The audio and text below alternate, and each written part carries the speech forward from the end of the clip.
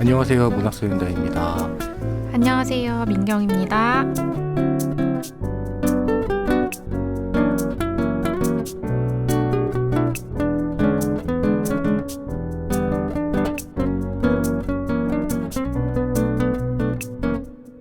삼화죠, 저희 라우라 에스키벨의 달콤 쌉싸름한 초콜릿인데 저희 시즌 8, 지금 시즌 8이죠 지금. 그때 이제 사연을 주셨어요. 문학소년단에 꼭 나와보고 싶다 했는데 저희가 이제 시즌 9를 시작하면서 이제 처음으로 모시게 됐습니다. 안녕하세요. 안녕하세요. 자랑입니다. 자랑이다. 네. 네. 이름이 자랑이신가요? 네. 좀 더 본인 소개를 해주신다면. 네. 일단은 첫 게스트의 영광의 자리를 받게 돼서 너무 기쁘고요. 저는 지금 고등학교를 다니고 있는 3학년 학생이고 문학소년단을 되게 나름 오래 들어왔는데요. 네. 그래서 뭔가 그때 제가 어떻게 그렇게 용감하게 메일을 보내는지 모르겠는데 네, 그래서 나오게 됐고 문학을 굉장히 좋아하고요. 그래서 그쪽으로 진로를 생각을 하고 있습니다. 국문과에 진학하기 희망한다라고 네. 해주셨는데 문학. 그 문학소년단을 대체 어떤 경로로 듣게 되신 건지도 궁금하네요. 처음에 그 이기호 작가님 책이었나? 네. 그거를 읽고 저는 이제 주위에 책을 좋아하는 사람이 없으니까 다른 사람은 어떻게 읽나가 너무 궁금한 거예요. 그래서 원래도 라디오랑 팟캐스트 같은 걸 가끔 들었었거든요. 그래서 그냥 이기호 작가님 책이 그때 뭐였더라? 그 누구에게나 친절한 교회 오빠 강민호. 그거를 네. 쳐서 들었는데 너무 재밌는 거예요. 사실 다른 라디오나 소개하는 매체 프로그램을 보면 그 직접적으로 자기 의견을 강하게는 말을 못 하잖아요. 네. 아무래도 작가님들이 좀 들으실 수도 있고 그쵸, 근데 그쵸. 여기는 그게 없이 정말 솔직하게 말을 해주시는 걸 보고 네. 이거면은 나의 독서 모임을 대신할 수 있겠다 해서 즐겨 듣게 됐고요. 그리고 옛날에는 처음 시작할 때 오프닝 멘트랑 그리고 일기장이 있었잖아요. 제가 그거를 흑역사인데. 네. 굉장히 좋아해서 그 매력에 빠져서 들었습니다. 되게 옛날 것까지 들으신. 거의 다 들었어요. 이게 되게 민망해지네요. 이번에 책을 달콤 쌉싸름한 초콜릿 이 책을 뽑아주셨는데 이유가 혹시 있으세요? 제가 이걸 한번 읽었던 책이어서 그 목록에 보자마자 이거 해야겠다 하는 생각이 바로 들더라고요. 개인적으로 너무 재밌게 읽었었던 책이고 그래서 그거를 학교 발표에 이용하기도 하고 그랬는데 주위에서 아무도 저랑 얘기해줄 사람이 없더라고요. 그래서 조금이나마 좀 이제 편하게 얘기를 해보고 싶어서 재밌게 읽었던 책을 골랐습니다. 네, 학교 발표까지 준비했던 책인데. 네. 그렇죠. 자, 오늘의 읽은 책은 저희가 아까도 설명해드렸지만 라우라 에스키벨의 달콤 쌉싸름한 초콜릿입니다. 네, 이 네. 책은 이제 제 리스트에 있던 책인데 네. 이번에 게스트분께서 감사하게도 뽑아주셔가지고 네, 저도 굉장히 개인적으로 좋아하는 책이어서 네, 그러면 작가 네, 소개 작가 바로 소개, 할까요? 해주시죠. 라우라 에스키벨은 이제 멕시코 소설가이고요. 제가 이번에 찾아보니까 정치인으로도 활동을 하셨더라고요. 그래서 국회의원. 네, 국회의원으로 오. 활동을 하셨고 그리고 이제 50년대생이시고요. 그러면서 교사로 일을 하시다가 아동극 대본을 쓰다가 그리고 작가의 길로 들어서게 된 그런 커리어를 가지고 계시고 그 책을 읽으셨으면 아시겠지만 책이 마법적 리얼리즘, 페미니즘 그리고 뭔가 라틴 아메리카의 문화 이런 거를 잘 보여주는 되게 색깔이 강한 작가분이세요. 그리고 이제 그 다른 소설들도 되게 가족적인 얘기도 많고 여성의 삶과 사랑 이런 얘기를 많이 쓰신다고 하시더라고요. 그래서 저희가 읽은 이번 책이 달콤 쌉싸름한 초콜릿 이 책이 첫 번째 장편 소설이고요. 이게 굉장히 히트였다고 해요. 전 세계적으로 33개 언어로 번역되면서 전 세계적으로 450만 부 이상 판매됐고 이게 89년에 나온 소설이더라고요.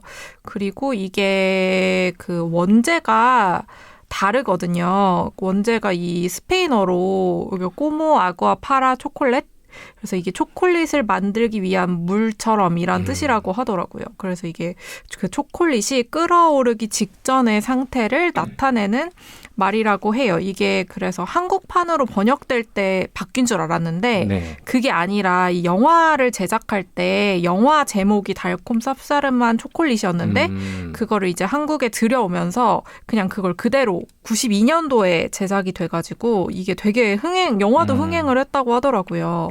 이게 그 당시 남편인 알폰소 아라우라는 감독이 제작을 했고 그리고 영화를 성공하시고 바로 이혼을 성공을 맛보고 성공을 맛보고 바로 이혼을 하셨다가 제가 찾아보니까 치과 의사랑 재혼을 하고 현재는 사별을 하신 상태라고. 네, 이 영화가 그 멕시코 영화 사상 멕시코 영화 맞네. 멕시코 영화 사상 가장 높은 수익을 올린 영화 중 하나라고 하고요. 그리고 멕시코 국민들은 거의 다 아는 작품일 수도 있겠네요. 네, 그리고 이게 미국에서 되게 인기가 많았대요. 근데 뭔가 책 내용이 저 읽으면서 뭔가 미국인들이 조금 그쵸. 좋아할 것 같은 내용이라는 생각이 들긴 했어요. 그리고 이게 지금도 HBO 드라마로도 제작이 되었다고 하니까 이게 지금도 인기가 꾸준히 있는 소설인 것 같아요. 네. 그리고 이 최근 근황이 되게 특이한데 가장 최근 근황이 22년도부터 24년도까지 주 브라질 멕시코 대사로 재임하면서 외교관으로 활동했다고 하세요. 그래서 제가 찾아보니까 멕시코는 전통적으로 저명한 문필가들을 외교관으로 임명하는 그런 전통이 있다고 해요. 그래서 이게 되게 특이한 일은 아니라고. 주한 멕시코 대사도 좀 글 좀 쓰시는 분일 수도 있겠네요. 누군지는 모르겠지만. 네. 그렇죠. 그 저명한 분이실 수도 있어요. 그래서 브라질 정부로부터 훈장까지 받은 굉장히 공로를 인정받는 외교관이셨다가 지금은 이제 활동을 마치고 멕시코 시티로 돌아와서 이런저런 활동, HBO 드라마 제작도 참여를 하시고 이런 활동을 이어가는 중이라고 하십니다. 네. 제가 시옷 발음 잘 안 되는데 달콤 쌉싸름한 초콜릿 요 줄거리도 한번 소개해 주시면. 줄거리는 일단 크게 보자면 티타와 페드로의 금지된 사랑 이야기가 주 골자고요. 이게 멕시코 혁명기를 배경으로 하는 소설인데 가문의 잔인한 전통 때문에 이제 사랑을 이루지 못하는 티타의 삶을 요리를 매개로 이렇게 풀어낸 소설이에요. 그래서 구성이 되게 특이하지 않았나요? 그렇죠. 네. 요리 제목 나오고 레시피 좀 나오고. 그래서 이게 요리 문학이라는 새로운 장르를 개척했다는 말도 들을 정도로 좀 특이한 소설인데 12개의 챕터가 있고요. 각 장은 이제 월별로 하나의 요리를 테마로 해서 전개가 되고 이제 각 장의 시작이 레시피, 만드는 방법 이렇게 해서 시작이 돼요. 그래서 뭔가 그 음식을 감정의 매개체로 사용해서 뭔가 주제를 풀어내는 그런 특이한 소설입니다. 저희가 이 책을 하려던 게 흑백 요리사 때문은 아닌데 흑백 요리사의 그 요리 열풍을 이어가고자 기대를 했으나 지금 많이 빠졌죠. 저희가 그쵸, 좀 되게 오랜만에 늦었어요. 녹음을 하는 거라 네, 많이 그거를 늦었습니다. 한 달 전에 했어야 됐는데. 그러니까요. 네. 그래서 이거 읽다 보면 되게 배고프더라고요. 그쵸. 음식 묘사가 되게 잘 하셔가지고. 그래서 그 줄거리를 더 보자면 그 멕시코 이 가문 이름이 델라 가르사 가문. 여기 가문이 전통이 막내딸은 결혼하지 않고 죽을 때까지 어머니를 봉양해야 한다라는 그 전통이 있는데 그 주인공 티타가 막내딸이에요. 하필. 네. 그래서 이제 이웃집 청년 페드로와 깊은 사랑에 빠지게 됩니다. 근데 이제 냉혹한 어머니 마마 엘레나는 결혼 절대 허락하지 않죠. 전통이 있으니까. 그렇죠. 막내딸이니까 네. 자기를 모셔야 되죠. 그래서 막 보면 목욕할 때도 가서 이렇게 수발 다 들고 하는 장면이 막 이런 거 나와요. 좀 웃겼어요. 저는 그쵸. 개인적으로. 그래서 이제 근데 페드로가 티타를 너무 사랑한 거예요. 그래서 티타를 포기할 수 없어서 티타의 언니인 로사우라와 갑자기 결혼을 합니다. 그래서 티타는 이제 사랑하는 남자가 형부가 되는 비극적인 상황을 맞이하죠. 그쵸. 좀 진짜 막장의 냄새가 좀 나죠. 벌써 재밌어요. 그렇죠. 네. 그래서 이제 막 요리를 엄청 열심히 해요. 이 슬픔을 이겨내려고. 그래서 여기 보면 티타가 요리를 할 때 느끼는 감정이 음식을 먹는 사람들한테 이제 그대로 전달되는 초자연적인 현상이 자주 일어나요. 이제 예를 들면 웨딩 케이크에 이제 웨딩 케이크를 만들면서 티타가 막 울어요. 너무 슬프니까. 그래서 그 눈물 때문에 하객들이 막 그 케이크를 먹고 막 토하고 막 울고 막 그런 소동이 일어나기도 하고 이제 꽃잎이 들어간 메추리 요리가 나올 때는 이제 페드로한테 장미를 받았는데 그걸로 요리를 하거든요. 티타가. 그래서 그 페드로를 향한 그 사랑이 녹아들어서 이걸 먹은 다른 언니 헤르트 루디스 이름이 네. 조금 어려운데 이 언니가 갑자기 집을 나가요. 성적 그쵸. 욕망이 막 불타올라가지고 욕조가 불타고. 불타고 네. 그래서 혁명군이랑 함께 떠나는 그런 일이 일어나고 그런 식으로 되게 약간 마법 같은 일이 많이 일어나요. 이게 그거네요. 환상적, 그쵸? 마법적 리얼리즘. 맞아요. 네, 그래서 되게 웃긴 게 이제 다른 사람들이 아무렇지도 않아요. 막 눈물이 막 이렇게 나는데 그냥 사람들이 우는구나 막 약간 이런 느낌? 네, 그래서 마법적 리얼리즘이 거기서 온 것 같고요. 그리고 이제 마마 엘레나가 죽게 되는데 어머니의 유령에 시달리면서 끝까지 자유를 얻지 못하다가 이제 언니 로사오라는 페드로랑 딸을 낳아요. 근데 딸을 출산하는 과정에서 로사우라가 이제 불임이 되거든요. 사고가 있어서.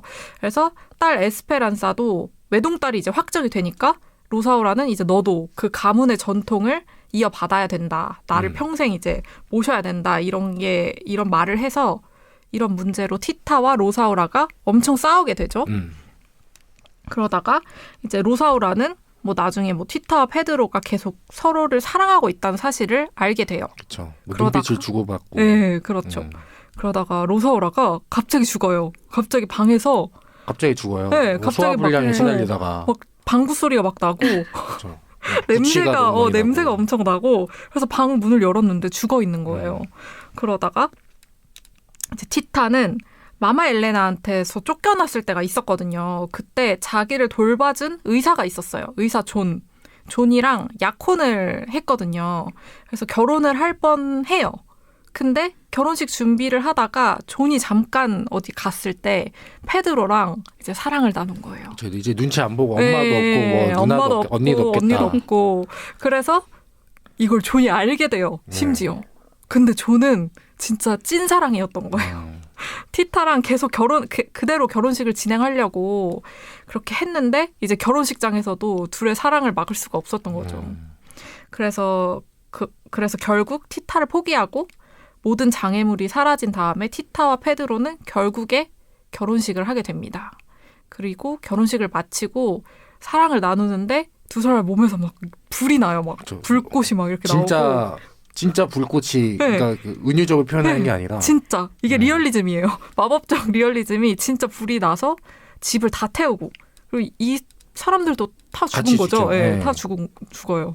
그래서 이제 모든 것이 재가 되었지만 티타가 남긴 레시피 북이 있어요. 그래서 그게 타지 않고 전에 내려오면서 이야기가 마무리가 됩니다.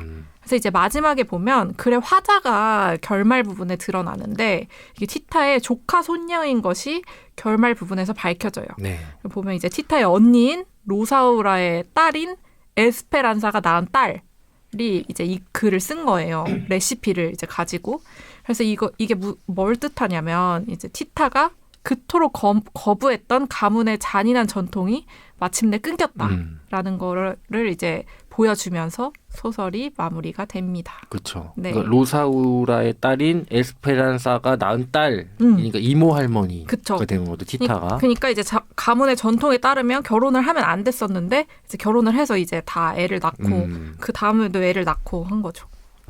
얘기만 들어도 재밌어요. 그러니까요. 네, 지금 봐도 재밌는 작품이었습니다. 네, 이 책 읽어마라 코너로 넘어가 볼 텐데 이 책을 또 자랑님이 고르셨잖아요. 네. 그리고 또 한편을 또 발표까지 하셨으니까 읽지 말아야 하는 이유도 좀 있을 것 같아서 네. 하나씩 이렇게 얘기해보는 시간을 가져보도록 하겠습니다. 먼저 자랑님이 읽어야 하는 이유 첫 번째부터 말씀해 주신다면.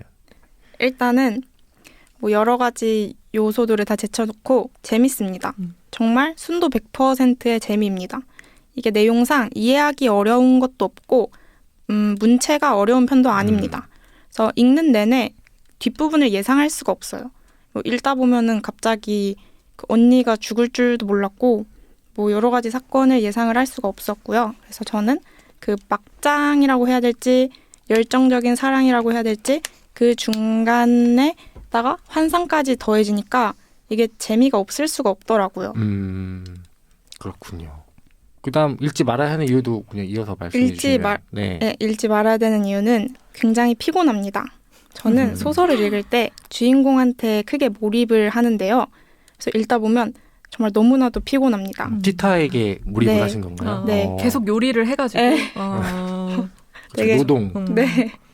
제가 막 마마 엘레나한테 욕을 먹고 있는 것 같고 조금만 해도 혼나고 있는 것 같고 그리고 뭐 사랑하던 사람이 갑자기 죽은 것 같기도 했고 또 정말 틱타가 하루 종일 요리만 하잖아요. 네. 막 그 닭 죽이는 장면 이런 것도 그렇죠. 제가 한다고 상상하니까 너무 힘들더라고요. 그래서 정신적으로나 육체적으로나 다소 피곤한 독서가 될 수 있다.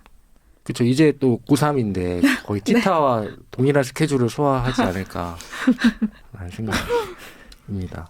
그리고 제가 읽어야 하는 이유도 좀 준비해봤는데 아까 민경 씨가 소개해 주셨지만 이 요리랑 서사가 결합된 구조라서 이게 사실 먹는 얘기하면은 재밌잖아요. 그렇죠. 몰입이 빠릅니다.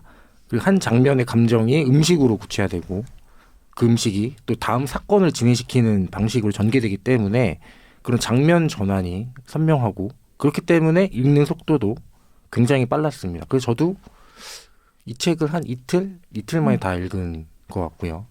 그리고 하나 더 말씀드리자면 이 현실과 환상이 되게 자연스럽게 섞였어요. 이 문체가 되게 독특한데 이게 자칫하면은 이 감정의 연결을 깰 수가 있는 거잖아. 갑자기 뭐 불에 탄다거나 뭐 구토를 단체로 한다거나 뭐 이런 것들이.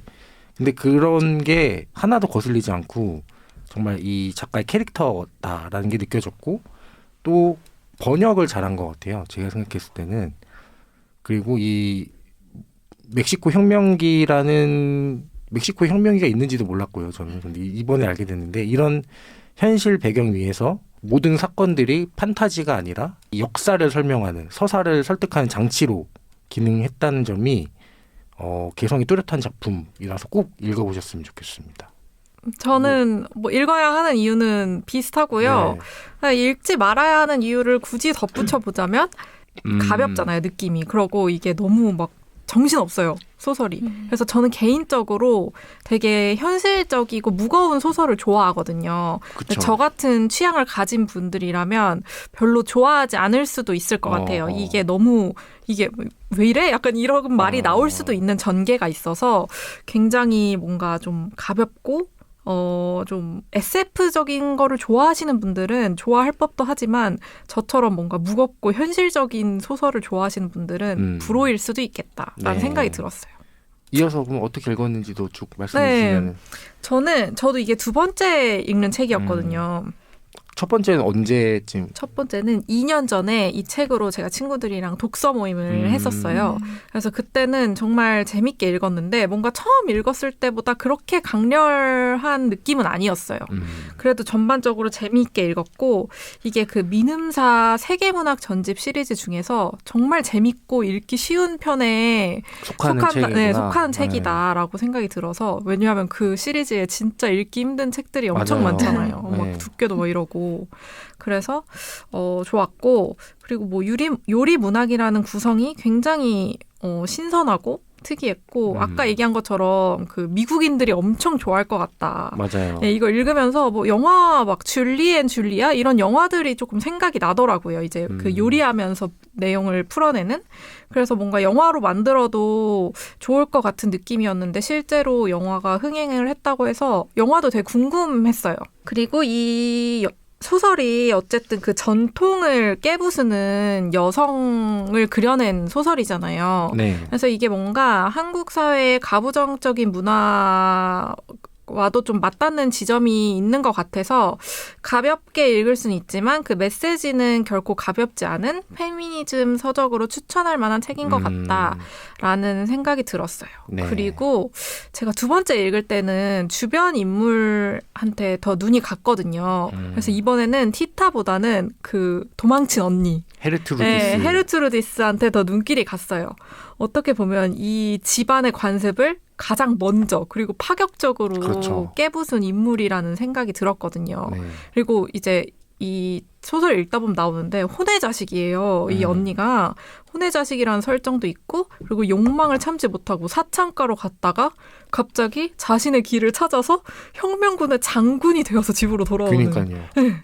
그래서 이게 저는 다른 여성 인물들은 뭔가 다 사랑을 찾고 아내가 되고 부엌에만 머무르는 것과는 확연히 비교가 돼서 이번에 좀 더 눈길이 갔고 그리고 다른 주인공들도 다른 여성 주인공들도 뭔가 아내와 부엌이라는 프레임에서 벗어나는 장면들이 더 있었으면 하는 아쉬움이 조금 남았어요. 90년대 시대적 배경 때문에 어쩔 수 없는 설정일 수 있겠지만 뭔가 여성의 그 불꽃이 사랑 찾기로만 귀결되는 게 조금 아쉬웠다. 라는 생각이 그렇죠. 들었습니다. 헤르트루디스 외에는 네, 그렇죠. 그렇죠. 다 다른 그냥 움직임을 좀 보여주진 못했네요. 그렇습니다. 네, 자랑님은 어떻게 읽으셨나요? 저는 앞에서 말한 것처럼 두 번째로 읽는 책이었고요. 제가 이거를 발표를 했을 때 여성의 희생을 강요하는 억압적인 전통을 중심으로 탐구를 한번 했었는데요. 이 어떤 과목에서 이렇게 하신 거죠? 이게 동아리 과세특이었거든요. 네, 제가 문학 동아리를 하고 있어서 이름이 뭐죠? 문학 동아리 너나들이라고. 너나들이. 네, 이름만 문학 동아리고 애들을 그 앉혀놓고 책을 읽혀야 읽는 동아리라서. 네. 근데 이제 그때 한번 그렇게 탐구를 하니까 두 번째 독서 때는 뭐 티타와 주위 사람들의 단순한 서사가 아니라 티타 자체한테 집중을 하게 되더라고요. 그래서 이렇게 책을 읽다 보니 자연스럽게 피곤함이라는 감정이 딸려왔었던 것 같아요. 근데 또 읽다 보면은 티타가 저랑 동갑이더라고요. 그렇죠. 네. 그래서 그렇게 설정상 어리구나. 어리죠. 그래서 동갑인 티타한테 마음이 가고 정이 가지 않을 수는 없더라고요. 네. 또 후반부에서는 평생을 걸쳐서 스스로의 자유를 찾아가는 티타에 대한 동경심까지 들기도 했고 어쩌면은 책을 읽는다기보다는 누군가의 일기장을 본 것 같기도 했습니다. 뭐 레시피 북이니까 아마 맞는 말이겠죠. 그렇죠. 네. 그리고 그 표현 기법에 주목해 봤을 때 마술적 리얼리즘이라는 기법이 되게 매력적으로 와닿았는데요. 그 천명관 작가의 고래가 떠올랐거든요. 이것도 읽으셨나요? 네. 이거 그 문학소년단에서 보고 읽었었어요. 저희도 아주 기억에 남는 책인데. 근데 보면은 천명관 작가님이 아마 이런 거를 좀 활용해서 쓰셨던 게 아닐까 싶었고요. 또 앞에서 민경님이 줄거리 설명할 때 있었던 것처럼 그 마술적 리얼리즘 특유의 뻔뻔함이라는 게 되게 재밌었어요. 뭐 그 내용을 보면은 중간에 그 티타의 눈물이 온 집안을 뒤덮거든요. 그 존이랑 만났을 때. 근데 그때 티타가 슬픈 거에만 집중하지 그 눈물이 집을 덮은 거에는 아무도 주목을 하지 않는단 말이에요. 그리고 또 초반부에 보면은 눈물에서 소금을 채취해서 그걸 요리로 사용했다. 맞아요. 이것도 아무런 생각 없이 사람들이 받아들이는데 그게 되게 재밌었어요. 그리고 또 이게 좀 한국 고전 소설이랑 닮았다는 생각도 들고 하더라고요. 그러네요. 생각해보니까. 굉장히 독특하고 통통 튀는 독서였습니다. 네, 저도 어떻게 알고 있는지 말씀드리겠습니다. 정말 좋았고요. 이거는 아까 민경 씨랑 사전에 얘기한 부분도 있는데 저희가 지난 시간에 읽은 월요일, 수요일, 토요일 이게 너무 안 좋았어가지고 네. 상대평가가 됐을 수도 있어요. 이것이 고전의 힘인가 했습니다. 그리고 이 소설이 그렇게 유명한지 저는 몰랐어요. 그리고 영화까지 됐는지도 몰랐고 그래서 유튜브에 찾아보니까 이게 1분, 15분짜리로 요약을 해놨더라고요. 이 영화를. 네네. 한번 보니까 더 재밌더라고요. 그래서 영화도 되게 명작이고 그 예전에 우리나라 방송에서 그 주말의 명화 이런 데서도 자주 틀었던 영화라고 하더라고요. 그래서 그 추억을 이렇게 곱씹는 댓글들이 되게 많았던 여러분도 한번 찾아보시면 좋을 것 같고 현실과 환상이 뒤섞이고 또 사랑과 성, 요리가 정신없이 오가면서 읽는 재미가 확실히 있습니다. 제가 그 양귀자의 모순을 읽었을 때랑 되게 비슷한 느낌을 받았는데 이것도 제가 그때도 얘기했듯이 이렇게 나온 지 오래된 책인지 몰랐는데 네. 이게 이렇게 오래됐다니. 이 책도 그렇더라고요. 그리고 또 요즘 요리에 관심이 많은데 이거 흑백 요리사 때문이죠. 저는 요리 장면마다 또 레시피까지 붙어 있어요. 그래서 요리 문학이란 말도 그렇듯하고 그 흔히 뭐 유튜브나 이런 데서 보면은 되게 그 못 만든 콘텐츠를 할 때 갈비찜 레시피 쓰거나 뭐 이런 거 있잖아요. 네. 그런 느낌이랑은 완전 다른 이 레시피가 정말 중요하고 이 서사에서 어떻게 작동하는지 다 보여주는 그런 걸 기능한다는 게 정말 좋은 장치였다고 생각이 들었습니다. 그리고 이 음식과 부엌을 전면에 내세워서 여성의 삶을 다뤘다는 점에서 이 페미니즘 문학으로 분류되는 것도 이해가 됐는데 오늘은 좀 진지한 얘기를 해볼까 해요. 왜냐면은 최근 댓글에서 평론의 깊이가 너무 없네요. 이 댓글을 보고 저도 봤어요. 네, 거의 뭐 저희가 뭐 기획 의도가 그런 거니까 뭐 깊이가 없으셔도 가볍게 이렇게 들으시라고 예, 좀 얘기를 전달해 드리겠습니다. 저는 이 소설을 읽으면서 어떤 사랑 얘기보다 이 티타가 누구랑 뭐 페드로랑 만나는지 존이랑 만나는지 이런 내용보다 티타가 얼마나 많이 일하는지가 저는 더 시선이 가더라고요. 그 아까 자랑님도 얘기했듯이 티타가 얼마나 고단했고 피곤했다는 걸 체감하셨잖아요. 네. 저 역시 그랬거든요. 그러니까 티타는 막내딸이란 이유로 결혼도 못하고 어머니를 돌봐야 되고 또 뭐 첸사, 리타 뭐 이런 일을 도와주는 있는데도 티타가 거의 모든 요리를 도맡아 하면서 살아가는데 문제는 이 노동이 너무 자연스럽게 또 당연한 것으로 처리된다는 점이죠. 요리를 하고 집을 치우고 뭐 아기를 돌보고 이러는 것도 다 티타의 몫이에요. 이게 당시 시대 상황과 또 특히 티타의 경우는 더 극단적이지만 이 구조는 정말 지금도 생각해도 낯설지는 않죠. 오랫동안 여성들이 집안일 해오고 있고 돌봄 노동 이런 무급 노동에 되게 익숙해져 있는데 이 일들이 하찮아서 여자에게 맡겨진 건지 아니면 돈이 안 된다고 해서 가치가 없는 건지 뭔가 이런저런 질문들이 저는 생각이 나더라고요. 그리고 이 소설은 직접적인 메시지를 던지기보다는 티타의 삶을 아주 집요하게 보여주죠. 티타가 얼마나 요리를 만드는지 그리고 이 티타가 만든 요리는 단순한 요리가 또 아닙니다. 이 음식들이 사람들을 움직이고 사람들의 삶의 방향을 바꾸잖아요. 특히 헤르트루디스 언니는 그 오골계 요리를 먹고 뛰쳐나가고 이런 일들이 벌어지고 먹다가 울고 사랑이 폭발하고 이야기를 이끕니다. 또 헤르트루디스가 혁명군 대장으로 활약하는 장면이 되게 멋져 보이긴 하지만 그렇다고 해서 이 티타가 매일같이 부엌에서 만드는 이 음식과 시간이 더 하찮다고 말할 수는 없는 것 같아요. 이거를 버텨낸 티타의 시간이 헤르트루디스의 혁명군 대장과 저는 견줄만 하다라고 생각이 들었습니다. 그래서 이 소설은 은근슬쩍 묻는 것 같아요. 이 사회가 인정한 바깥일, 흔히 말하는 바깥일과 이 집안에서 반복되는 일 중에 뭐가 진짜 이 삶을 지탱하는지 이게 얼마나 중요한 일이고 가치 있는 일인지 이거를 이제 보여주는 질문이었던 것 같고 그래서 저는 이 책을 읽고 나서 뭔가 사랑 소설을 읽었다기보다 일상과 노동을 통과해서 티타가 진정으로 자기 인생의 주인이 되는데 얼마나 시간이 걸리는지 거의 한 40년 걸리지 않나요? 39쯤에 이제 페드로와랑 그렇죠. 결혼을 이제 하고 사랑이 꽃피우다가 이제 그렇게 되는데 거의 한 40년이 걸렸거든요. 그 길이 얼마나 멀고 지루한지 또 답답한지까지 포함해서 정말 좀 그런 시간을 본 느낌이 강했고 이 달콤 쌉싸름한 초콜릿이라는 제목이 정말 매우 정확한 제목인 것 같아요. 달콤하고 뜨거운 사랑 얘기지만 읽다 보면은 좀 씁쓸한 맛이 남았던 네, 그런 소설이었습니다. 자, 좀 얘기를 해보겠습니다. 좀 가벼운 얘기부터 해볼까요? 여러분들은 이 음식이 좀 나오는데 어떤 요리가 가장 먹고 싶다 했던 게 있을까요? 자랑님은?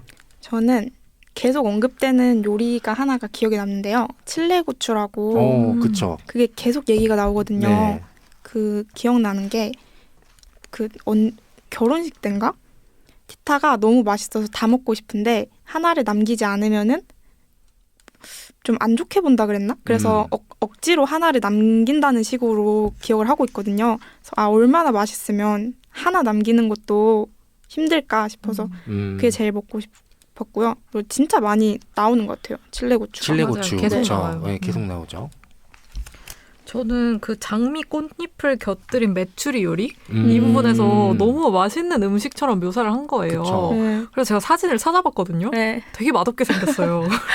그 되게 약간 메추리 우리가 좀 작잖아요. 음. 그쵸. 근데 그 장미를 어쨌든 요리에 넣은 거잖아요. 그래서 네. 그 고기 위에 핑크색 소스 같은 게 이렇게 얹어져 있거든요. 되게 식욕이 떨어지게 생겨가지고 나의 상상과는 다른 음식이구나 했고, 전반적으로 되게 음식 묘사가, 그러니까 요리하는 거 묘사가 되게 섬세하게 잘 되어 있어서 네. 좀 맛있겠다 맞아요. 이러면서 읽었어요. 실제로 한번 만들어보고 싶지 않으셨어요? 맞아요. 따라해보신 적 있으세요? 자랑님? 여기 나오는 네. 음식을요? 아니요. 아직 안 해보셨군요. 아무래도 저희 입맛에는 안 맞지 않을까요? 그쵸. 저는 그 속꼬리 수프 그거 먹고 이제 그건 맛있을 것 같아요. 그쵸, 티타가 이제 기운을 차리잖아요. 네. 그나마 제가 좀 제대로 상상이 되는 게 속꼬리 수프가 아닌가. 이게 약간 뭐 갈비찜 비슷하지 않을까 라는 생각이 들었습니다. 자, 그리고 좀 책 얘기를 좀 해보자면 마마 엘레나가 세운 가족의 규범, 규칙 뭐 이런 게 있는데 여러분들 집안에 책 얘기는 좀 아닌 것 같긴 한데 그래도 그 각자만의 좀 지켜야 되는 규칙, 뭐 규범 뭐 이런 게 있나요? 특히 이 자랑님은 또 아직 학생이시니까 뭐 몇 시까지 들어와라, 뭐 쩝쩝 소리 내지 마라, 뭐 이런 거 있을 것 같긴 한데 어떠세요? 저희 집이요. 통금은 2시? 새벽 2시? 근데 이제 독서실을 다니니까 그쵸. 이제 또 네. 그쵸. 중요한 일 앞두고 네. 있으니까요. 그리고 저희 집 제일 중요한 게 강아지한테 밥을 줬으면은 꼭 카톡에 남겨야 돼요. 강아지 2번 먹지 않도록 네. 중요한 일이죠. 네. 네. 꼭 남겨야 됩니다. 그쵸. 강아지들은 처음 먹는 것처럼 네, 먹으니까 그러더라고요. 살이 점점 찌죠. 네. 네, 저희 라니도 그렇고요. 민경 씨. 저는 나와 산 지 너무 오래가지고 규칙? 규범? 그래도 이제 뭐 명절 때나 이렇게 대전 내려가시면은 그치 이게 우리 집 문화지 뭐 이런 거 있을까요?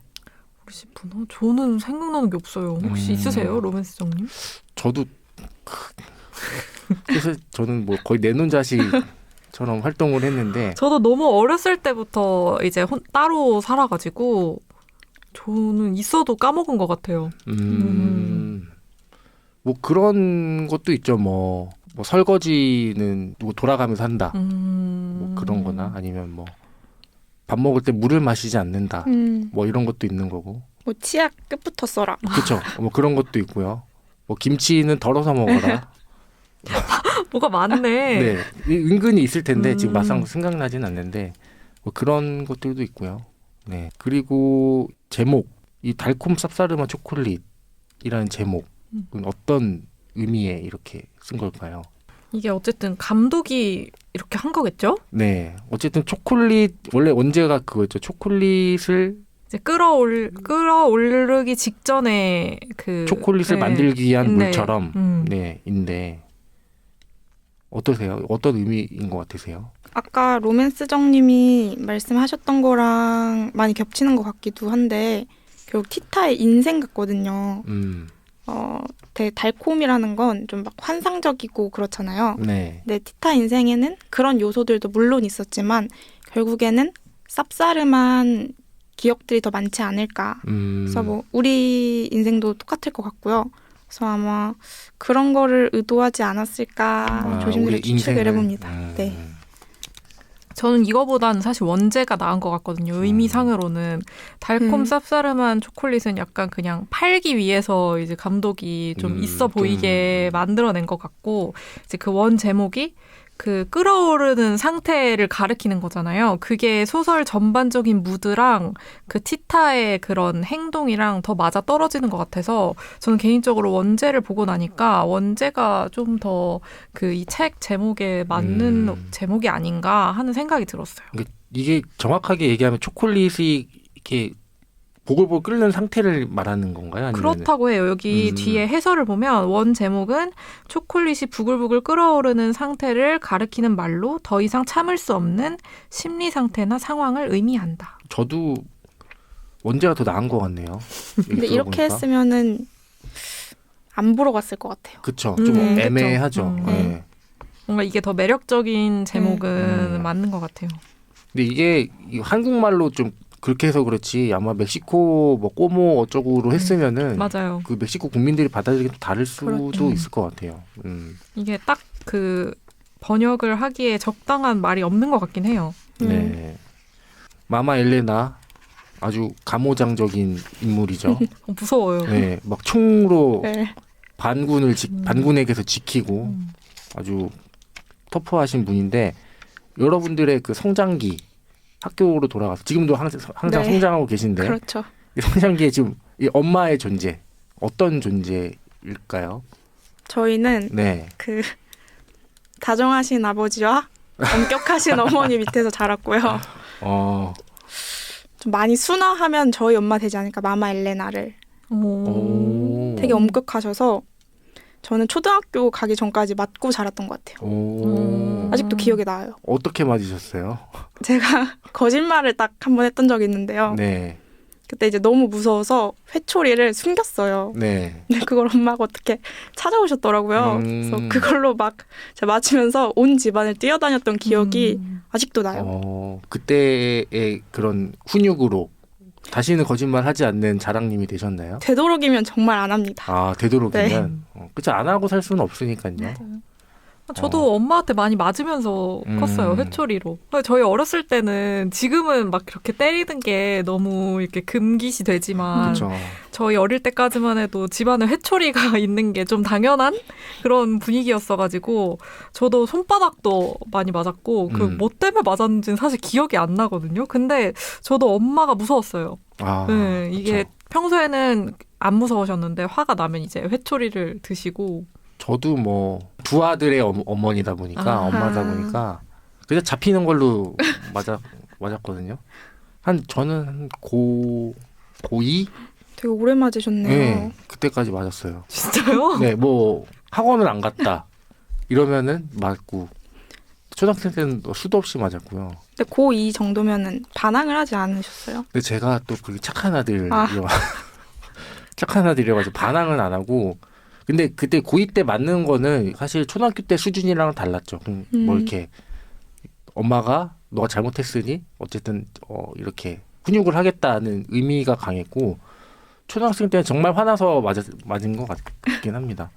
여러분들은 뭐 그러면 이렇게 나중에 뭐 어떻게 자녀가 생기신다면 상상을 해본다면 똑같이 이렇게 마마 엘레나 처럼 훈육을 하실 건지 아니면 되풀이하지 않겠다. 엘레나처럼 하면 안 될 것 같아요. 일단 여기도 보면 이게 잘못된 훈육 방식이거든요. 티타가 나중에 막 반항하고 막 집 나가고 막 귀신한테도 대들고 막 이러잖아요.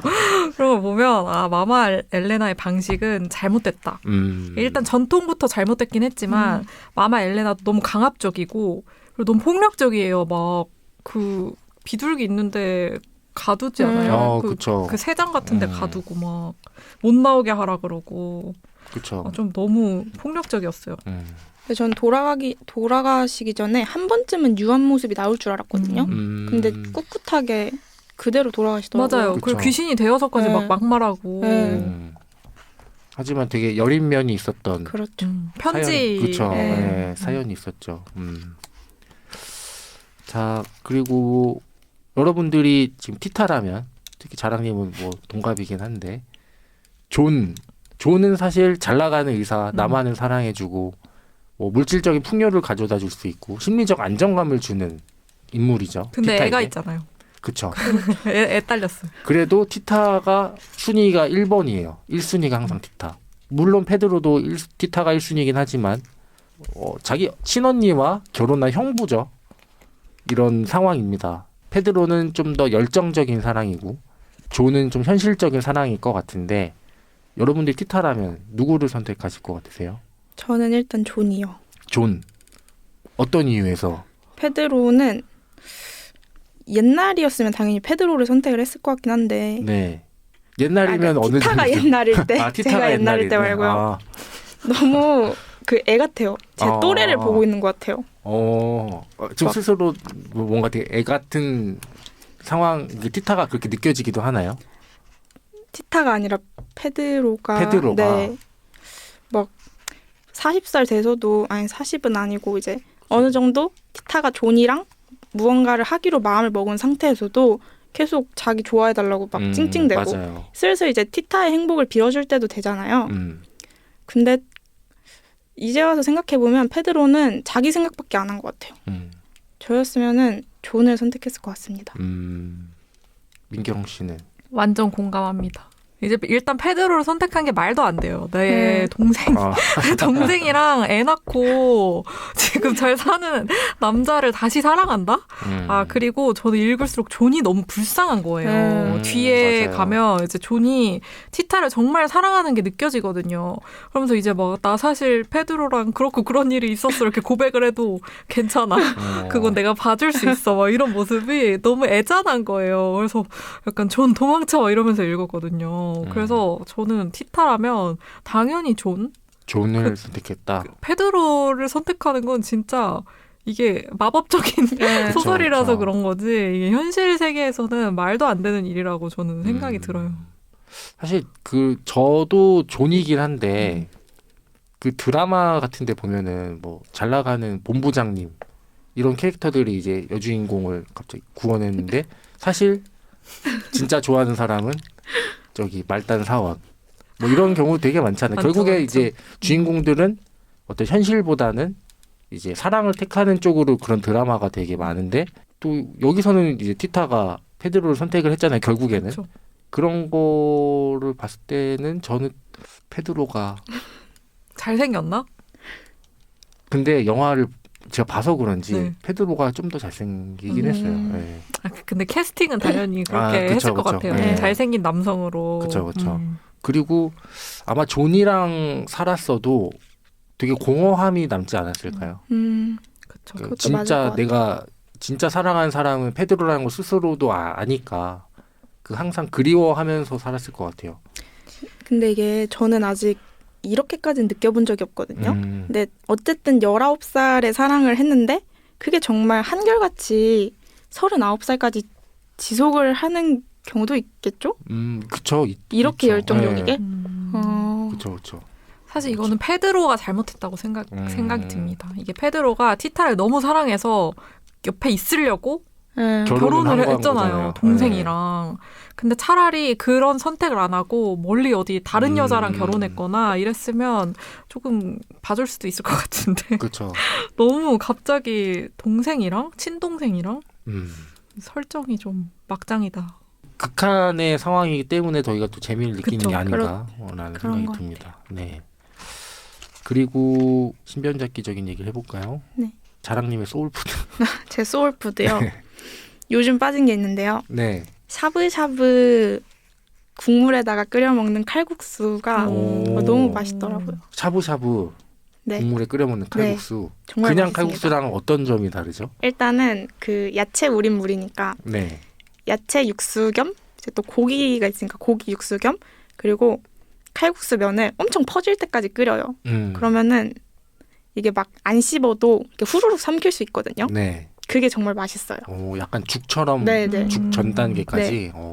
어디 자주 가는 샤브샤브집 하나 소개해 주신다면. 그냥 집에서 이제 다 때려 넣고 샤브샤브 해 먹은 다음에 스스로 이렇게 어디 네. 가서 먹는 게 아니라 이제 만들어서 먹는데 그렇게 맛있군요. 근데 샤브샤브 집을 하나 추천을 해보면 그 강남역에 네. 샤브 21인가라고 있거든요. 샤브 21. 거기가 9,000원인가? 9,500원 내면은 칼국수까지 배부르게 먹을 수 있어요. 무한리필 뭐 이런 거는 아니고. 그거는 아닌데 네. 보통 배가 차더라고요. 9,500원이면 네. 진짜 저렴하다. 그쵸. 강남에서. 민경님의 소울푸드는 저는 회를 진짜 좋아하거든요. 그래서 지금 요새 겨울이라서 방어 많이 드시겠네요. 방어보다는 그냥 다양한 회를 먹는데 제가 며칠 전에 고등어 회를 먹었는데 진짜 너무 맛있는 거예요.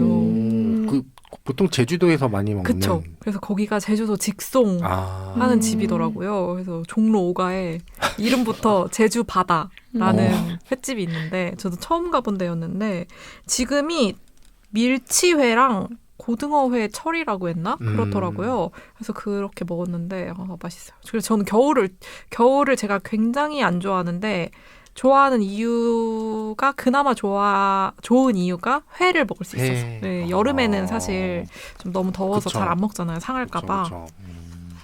자랑님도 회 좋아하세요? 회 맛을 모르겠어요. 아 정말요? 그게 전 어른의 맛이라고 생각이 들어요. 그냥 초장 맛? 그쵸. 그런 회는 진짜 딱 갈리더라고요. 맞아요. 좋아하는 사람이랑 안 좋아하는 사람. 있으면 먹는데 찾아 먹지는 않는 느낌? 뭐 저의 소울푸드는 간장 계란밥. 이라고 자주 말씀드렸지만 요즘에는 바뀌었습니다. 엔초비 파스타. 해 드세요? 네, 제가 엔초비 파스타 되게 잘하거든요. 이거 제가 한 게 제일 맛있습니다. 네. 근데 그게 저도 약간 그 비린 향을 좋아하거든요. 그래서 뭐 생선도 좀 비린 생선, 뭐 고등어를 예를 들면 그 등 부분 있잖아요, 갈색 부분, 제일 비린내 많이 나는 이제 그런 걸 되게 좋아해서 엔초비 파스타를 제가 제일 좋아하고. 그거 먹으면은 기분이 좋아집니다. 무슨 진짜로. 맛이에요?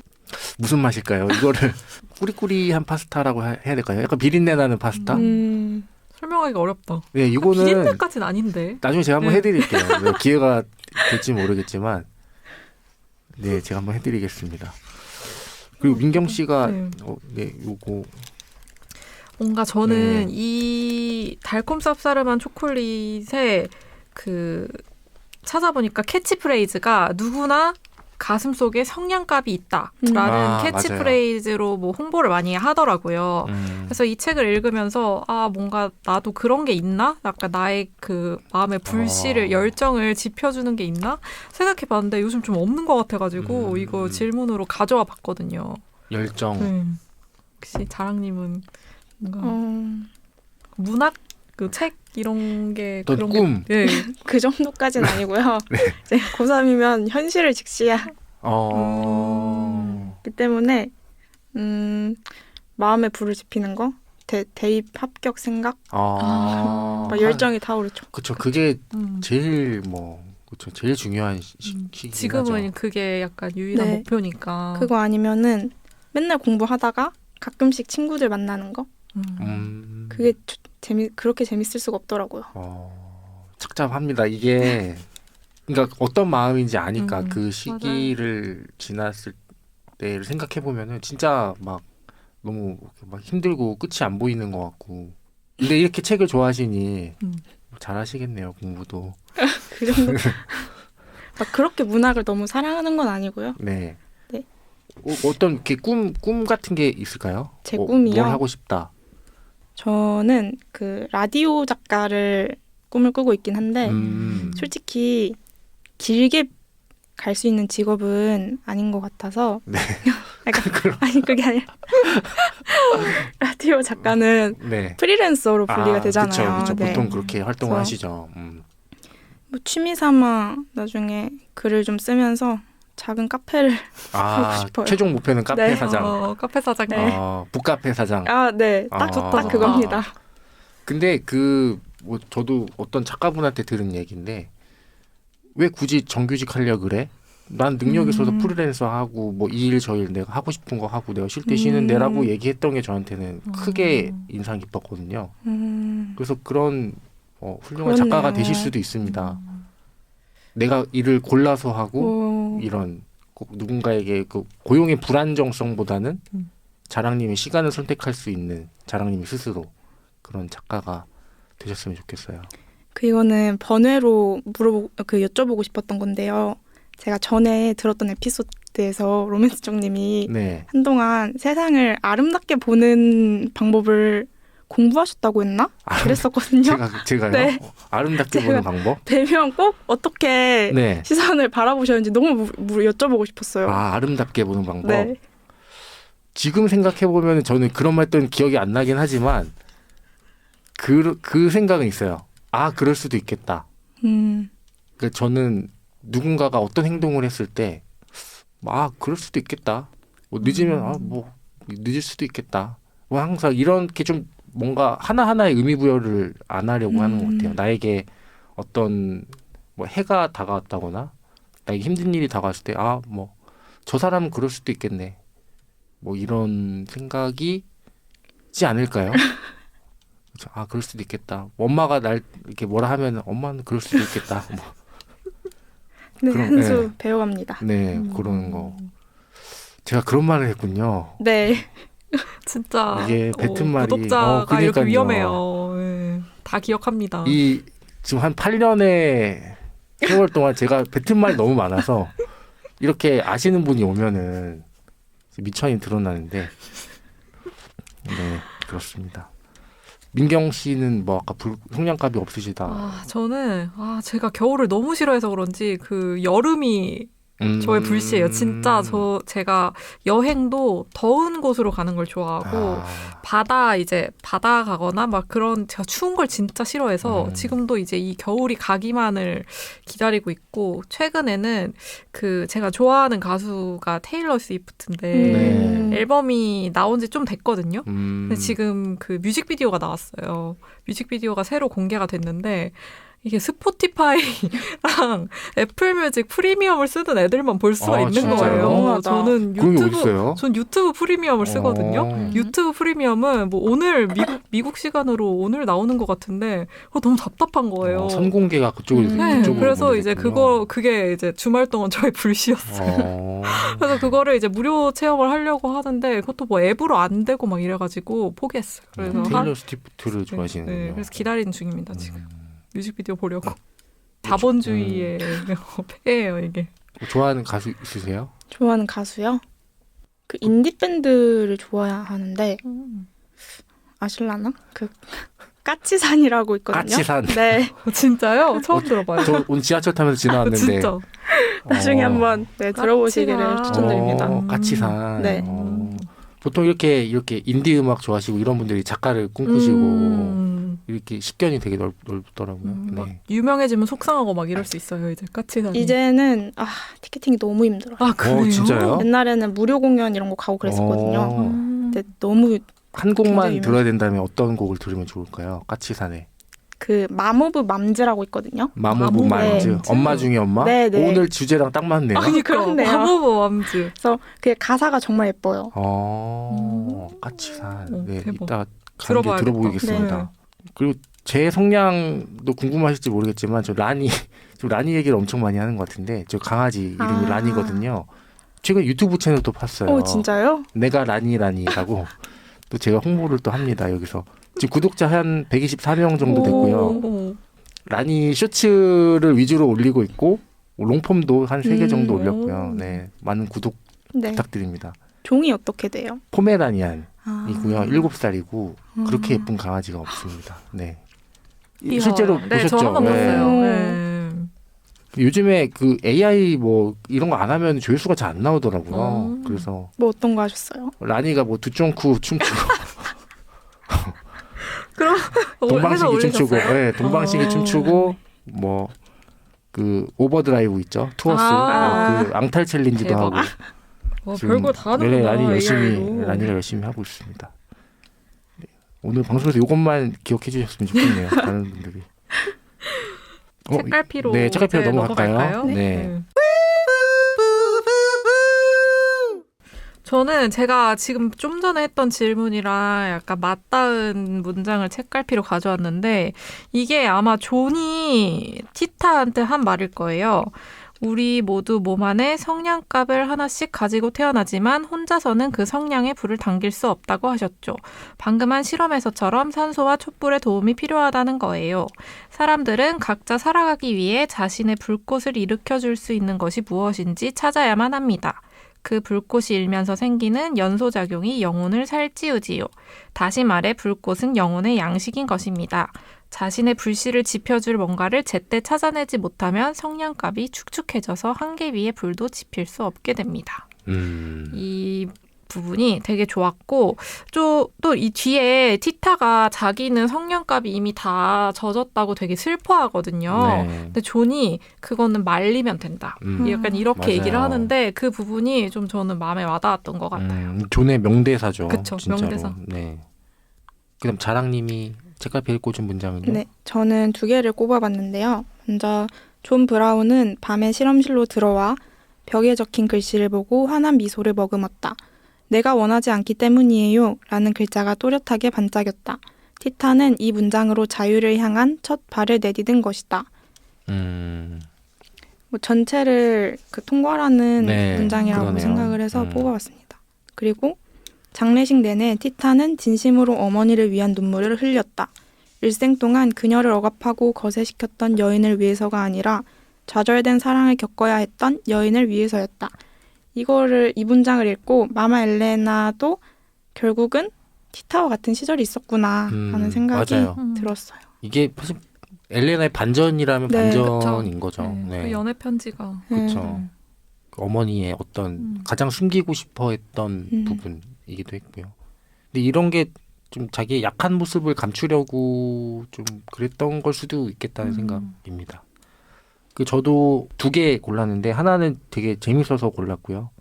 먼저 이북으로 읽어가지고 29페이지입니다. 29% 구간이 나오는데 이게 그 티타랑 페드로가 눈빛을 주고받는 장면입니다. 두 사람은 티타가 허리를 숙이고 맷돌을 갈던 순간을 떠올리며 몇 초간 공범자들 같은 눈길을 주고받았는데 독수리처럼 매서운 눈을 가진 마마 엘레나가 20m 떨어진 곳에서도 그 섬광을 보고 말았던 것이다. 마마 엘레나는 이 때문에 심기가 상당히 불편해졌다. 이런 되게 위트 있는 문장. 그런 부분이 굉장히 많이 네, 나와요. 맞아요. 이 작가 글을 재밌게 쓴다는 네. 거를 확인할 수 있고요. 그 다음 문장은 22%에 나오는 문장인데 이게 떠나버린 헤르트루디스 언니를 생각하는 티타의 이야기입니다. 티타는 만일 헤르트루디스가 별을 본다면 어떻게 될까 생각해 보았다.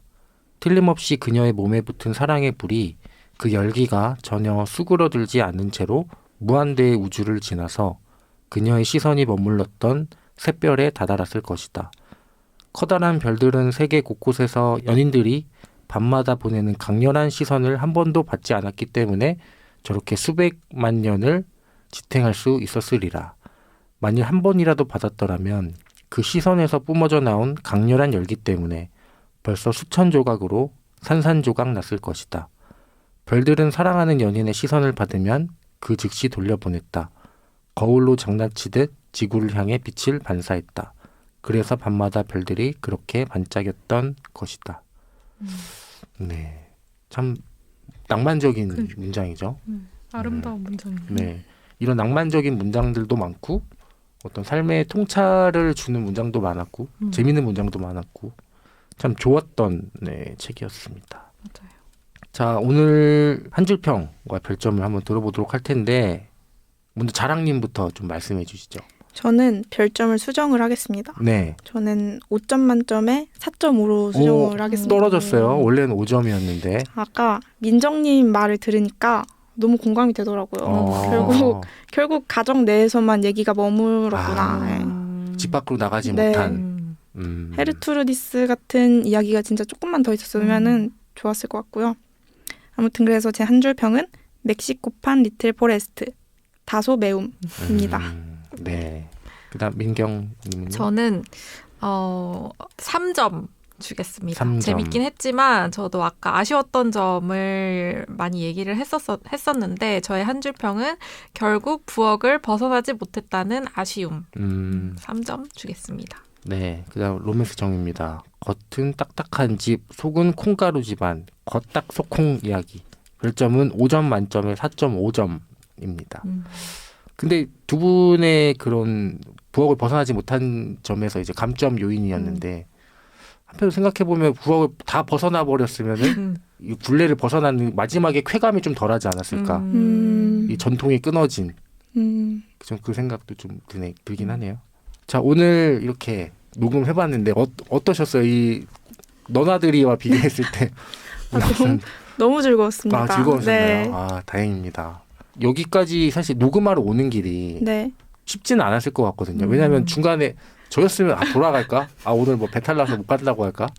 뭐 차가 갑자기 고장 났다거나 뭐 이런 변명거리 생각했을 것 같은데 어떠셨어요? 어제 밤에 원고를 쓸 때도 약간 네. 그 생각이 들긴 했거든요. 괜히 한다 했다. 그렇죠. 근데 그 생각보다 가서 한다라는 그 생각이 너무 저한테 좋은 생각으로 자리를 해서 오게 됐고요. 그리고 전혀 후회하지 않는 선택이 된 것 같습니다. 이 문학소년단을 되게 지금 오랫동안 들으셨는데 네. 분위기 어떠세요? 지금 예상했던 분위기인가요? 아니면 이놈도 이거 방송 빨이었네. 어떤 생각이 있으신지. 진짜 듣는 거 그대로인 것 같아요. 저는 뭐 와서 뭔가를 좀 하고 막 중간중간 편집되는 부분도 되게 많을 것 같다고 생각을 했거든요. 네. 근데 뭐 제 말이 좀 편집이 될 수도 있지만 여기서 그냥 말했던 거 그대로 나가는 것 같아요. 그렇죠. 네. 네. 많이 하진 않습니다. 거의 저희가. 편집이 거의 없이 거의 안 나간 하고. 걸로 네. 알고 있거든요.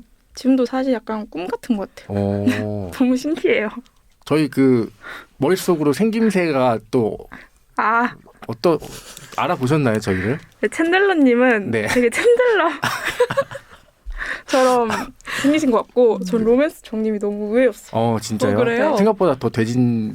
아니 그게 아니라 그 얼굴은 제가 상상한 것처럼 되게 정말 로맨스 정이라는 이름이 잘 어울리실 것 진짜요? 같았거든요. 잘 어울리시는 것 같고요. 네. 근데 저는 계속 막 위고비 맞으신다고 하고 살이 맞아요. 엄청 좁다고 하시길래 좀 더 친근한 이미지를 생각을 했는데 생각보다 약간 파더너스나 뭐 이 정도의 체급을 생각하셨군요. 굉장히 샤프하세요. 제가 지금 또 급격하게 빼고 있습니다. 요즘 수영도 주 2회 하면서 빼고 있습니다. 네, 궁금하시면 여러분들도 한번 출연을 하시면 될 것 같습니다. 진짜 감사합니다. 네. 진짜로 이렇게 그러니까 사실 진짜 바쁜 시간 내서 오신 거거든요. 일요일 지금, 저녁에 이 방학에 또 먼 거리에서 지금 이제 고3 또 1년도 안 남은 상황에 지금 마음이 괜찮습니다. 바쁘실 텐데 이렇게 와주셔서 감사합니다. 오늘 좀 어떻게 라디오 작가라는 꿈에 한 발짝 다가간 느낌이세요? 네, 한 3걸음 정도 가까우신 것 같습니다. 이렇게 스튜디오 풍경 보니까 좀 어떠세요? 여기서 일하고 싶다 막 이런 생각도 네, 드시고. 너무 신기하고 부러워요, 챈들러님. 지금 저희 썩소를 지으시고 계신데. 일단 표면적으로 봤을 때는 네, 너무 부럽고요. 그렇죠. 이런 경험이 되게 저도 어제 그 자면서 아내랑 얘기했거든요. 그 자랑님이 오신다고 얘기하면서 라디오 작가가 꿈이시래 이렇게 얘기했더니 그러면 내일 되게 좋아하시겠다 이 얘기를 했거든요. 근데 저한테도 그런 순간이 있었던 것 같아요. 뭐 방송국 견학 간다거나 공개 방송 간다 이런 거에서 저도 이제 그런 꿈을 가진 거니까 오늘 같은 경험이 되게 오히려 오니까 더 동력이 된 것 같아요. 이 부모님 알고 계시나요? 이렇게 먼 거리 오셨는데. 네, 제가 진짜 좀 지겹도록 틀어놔서 제가 오디오가 비는 걸 별로 안 좋아하거든요. 그래서 이거를 뭔가라도 채워야 되는데 배경 음악처럼 이렇게 배경 깔아두시는구나. 음악처럼 깔아놔서 진짜 찐 팬이시다. 진짜요.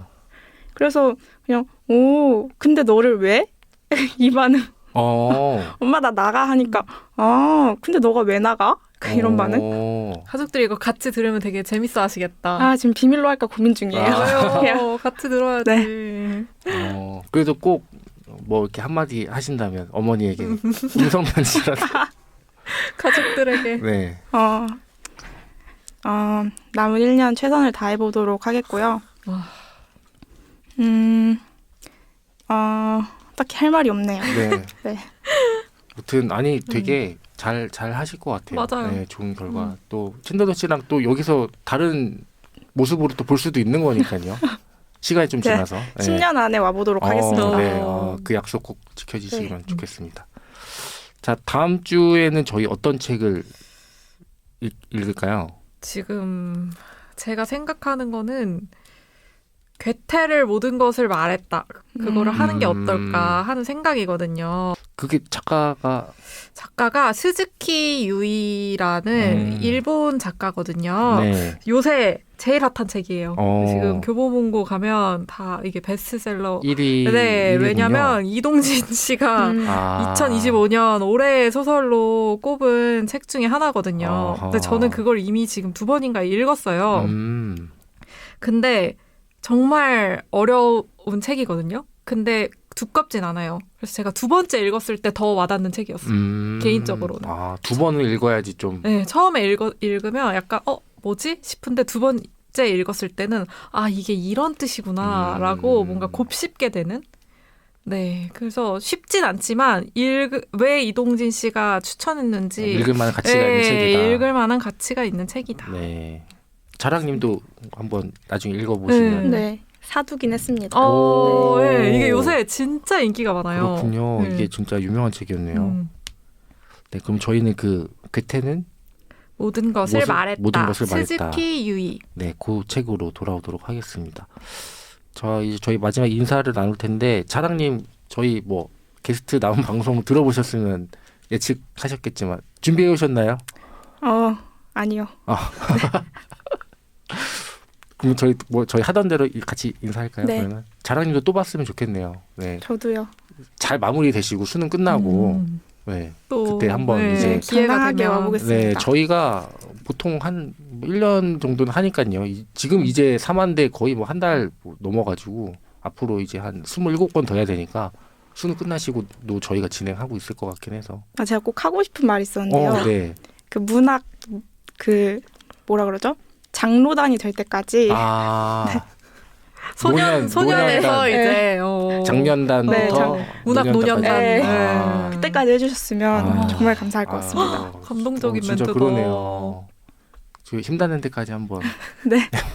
해보겠습니다. 네, 그럼 저희 인사 나누겠습니다. 하나, 둘, 셋. 또 봐요. 봐요.